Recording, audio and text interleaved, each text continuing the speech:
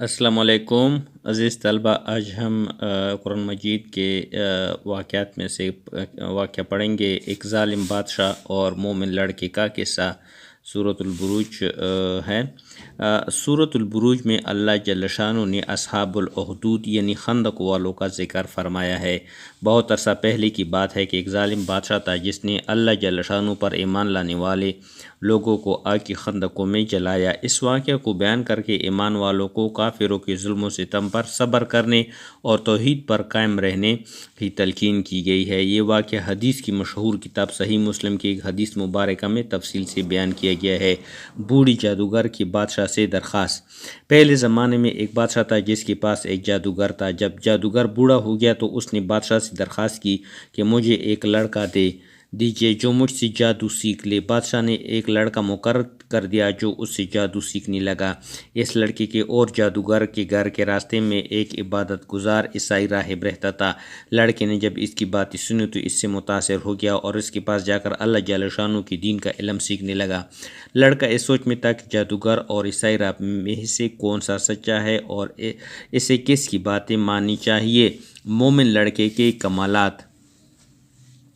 اتفاق سے ایک دن ایسا ہوا کہ جب وہ لڑکا راہب کے پاس سے جادوگر کے پاس جانے لگا تو اس نے دیکھا کہ ایک بہت بڑا جانور لوگوں کے راستے میں آ کھڑا ہو گیا ہے جس سے لوگوں کی آمد و رفت رک گئی ہے۔ یہ منظر دیکھ کر لڑکے نے سوچا یہ موقع اچھا ہے کہ اس بات کی تصدیق کر لی جائے کہ جادوگر کا مذہب سچا ہے یا اس عیسائی راہب کا۔ اس نے ایک پتھر اٹھایا اور اللہ جل شانہ سے دعا کی کہ اگر راہب کا مذہب سچا ہے تو یہ جانور مر جائے ورنہ نہ مرے۔ یہ کہہ کر اس نے پتھر مارا تو وہ جانور فوراً مر گیا۔ لوگوں نے یہ دیکھ کر لڑکے کے علم کا اعتراف کر لیا۔ یوں وہ لڑکا اللہ جل شانہ کی عطا کردہ صلاحیت سے اندھوں اور کوڑ کے مریضوں کا علاج کرنے لگا۔ ایک دن ایک نابینا شخص اس کے پاس آیا اور کہنے لگا کہ اگر تم اپنی ہی اسلام کی میری آنکھوں کی روشنی واپس لے آؤ تو میں تمہیں اپنی ساری دولت دے دوں گا۔ لڑکے نے جواب دیا کہ مجھے آپ سے کوئی انعام نہیں چاہیے، تو یہ علم تو اللہ کی طرف سے ہے۔ ہاں، اگر آپ کی بینائی واپس آ گئی تو کیا آپ اللہ جل شانہ پر ایمان لے آئیں گے؟ اس شخص نے کہا جی ہاں۔ چنانچہ لڑکے نے اللہ جل شانہ سے ان کے لیے دعا کی اور اللہ نے اس شخص کی بینائی واپس دے دی تو وہ ایمان لے آیا۔ جب بادشاہ کو اس بات کی خبر ہوئی تو اس نے راہب لڑکے اور نابینا شخص کو اپنے دربار میں بلوا کر کہا کہ میرے علاوہ بھی تمہارا کوئی رب ہے؟ انہوں نے کہا اللہ ہی ہم سب کا رب ہے۔ بادشاہ نے نابینا شخص اور راہب کو آرے سے چیر کر دو ٹکڑے کر دیا۔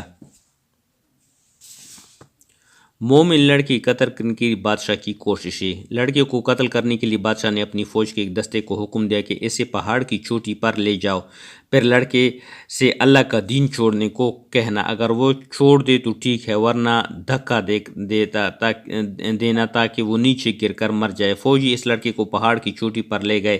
لڑکے نے اللہ جل شانہ سے دعا کی اللہ تو جس طرح چاہے مجھے ان سے بچا لے۔ اللہ نے پہاڑ پر زلزلہ طاری کر دیا۔ وہ ساری فوج جو اس کو مارنے گئی تھی خود گر کر مر گئی۔ وہ لڑکا صحیح سلامت دوبارہ بادشاہ کے دربار میں پہنچ گیا۔ بادشاہ نے پوچھا کہ میرے فوجی کہاں ہے؟ اس نے جواب دیا کہ ان سب کو میرے رب نے مار ڈالا اور مجھے بچا لیا۔ بادشاہ نے پھر دوسرے دستے کو حکم دیا کہ اسے سمندر میں لے جاؤ۔ جب سمندر کے درمیان میں پہنچو تو اسے اللہ کا دین چھوڑنے کو کہنا، اگر وہ چھوڑ دے تو ٹھیک ہے ورنہ اسے سمندر میں پھینک دینا۔ فوجی اسے لے گئے۔ جب سمندر کے درمیان میں پہنچے تو اس لڑکے نے پھر اللہ سے دعا کی کہ اللہ تو جس طرح چاہے مجھے ان سے بچا لے۔ اللہ نے ساری فوج کو غرق کر دیا اور اس لڑکے کو بچا لیا۔ وہ دوبارہ بادشاہ کے دربار میں پہنچا۔ بادشاہ نے پوچھا کہ میرے فوجی کہاں ہیں؟ لڑکے نے جواب دیا کہ ان سب کو میرے رب نے مار ڈالا اور مجھے بچا لیا۔ اس طرح بادشاہ کو معلوم ہوا کہ وہ لڑکے کو قتل کرنا اس کی بس میں نہیں۔ مومن لڑکی کی شہادت اور لوگوں کا ایمان لانا۔ جب بادشاہ کے لڑکے کو قتل کرنے کی ساری کوششیں ناکام ہو گئی تو بالآخر لڑکے نے بادشاہ سے کہا کہ اگر تم مجھے مارنا ہی چاہتے ہو تو ایک بہت بڑے میدان میں لوگوں کو جمع کرو، پھر میرے ترکش میں سے ایک تیر نکال کر میری کمان میں لگاؤ، پھر یہ کلمات بسم اللہ رب حاضل غلام، میں اس لڑکی کے رب سے اللہ کے نام کے ساتھ تیر چلاتا ہوں، پڑھ کر مجھ پر تیر پھینکو تو میں مر جاؤں گا۔ بادشاہ نے ایسا ہی کیا اور لڑکا شہید ہو گیا۔ ساری قوم منظر دیکھ کر پکار اٹھی کہ ہم اس لڑکی کے رب پر ایمان لاتے ہیں، کیونکہ وہ جان چکے تھے کہ حقیقی رب وہی اللہ ہے جس کا ذکر یہ لڑکا کر رہا تھا۔ آگ کی خندقیں اور ایمان والوں کا صبر بادشاہ دیکھ کر بہت غصے ہوا اور اس نے اپنے فوجیوں کو خندقیں کودنے اور ان میں لکڑیوں کے ذریعے آگ جلانے کا حکم دیا۔ تمام ایمان والوں کو اس آگ کے گرد جمع کیا، پھر ایک سے ان کے دین کے بارے میں پوچھا جاتا، جو توحید کا اقرار کرتا اسے زندہ آگ میں پھینک دیا جاتا۔